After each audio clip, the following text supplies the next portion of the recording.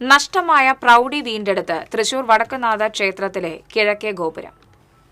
ഇത് വടക്കുംനാഥ ക്ഷേത്രത്തിൻ്റെ കിഴക്കേ ഗോപുരം. വടക്കുംനാഥ ക്ഷേത്രത്തിലെ പടിഞ്ഞാറേ ഗോപുരവും തെക്കേ ഗോപുരവും പോലെ തന്നെ ഏറെ പ്രാധാന്യമുള്ളതാണ് നൂറ്റാണ്ടുകൾ പഴക്കമുള്ള ഈ കിഴക്കേ ഗോപുരവും. ഈ ഗോപുരം ചോർന്നൊലിക്കുന്നതും തകർച്ചാ ഭീഷണി നേരിടുന്നതുമായ വാർത്ത TCV നൽകിയിരുന്നു. ഇതേ തുടർന്ന് വാർത്തയായതിനെ തുടർന്ന് കേന്ദ്ര പുരാവകുപ്പിൻ്റെ കീഴിൽ സ്വകാര്യ ട്രസ്റ്റ് നിർമ്മാണ പ്രവർത്തനങ്ങൾ ഏറ്റെടുക്കുകയായിരുന്നു. കോടിക്കണക്കിന് രൂപ ചിലവഴിച്ച് ഈ നിർമ്മാണ പ്രവർത്തനങ്ങൾ പൂർത്തീകരിക്കുകയും ചെയ്തു. ഈ മാസം കിഴക്കേ ഗോപുര സമർപ്പണം ഉണ്ടാകും എന്നാണ് മനസ്സിലാക്കാൻ സാധിക്കുന്നത്.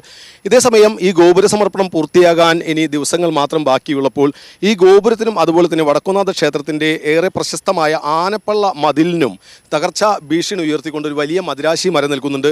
ഈ മരം ഇതിവിടെ സുരക്ഷാ ഭീഷണിയാണ് എന്നുള്ള വാർത്ത നൽകിയിരുന്നു. പക്ഷേ എന്നിരുന്നാൽ പോലും ഈ മരം മുറിച്ചു നീക്കാനുള്ള നടപടികളായിട്ടില്ല.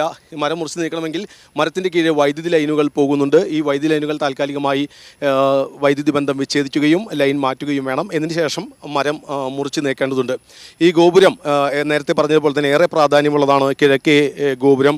നൂറ്റാണ്ടുകൾ പഴക്കമുള്ള ഈ കിഴക്കേ ഗോപുരം അതിൻ്റെ പ്രൗഢിയെല്ലാം വീണ്ടെടുത്തുകൊണ്ട് വീണ്ടും സമർപ്പണത്തിനൊരുങ്ങുമ്പോൾ മതിയായ സുരക്ഷ ഒരുക്കിക്കൊണ്ട് അധികം വൈകാതെ മരം മുറിച്ചു നീക്കണം എന്നാണ് വിശ്വാസികളുടെ ആവശ്യം. TCVക്ക് വേണ്ടി ക്യാമറമാൻ ആഷിഖിനോടൊപ്പം മുകേഷ് ലാൽ.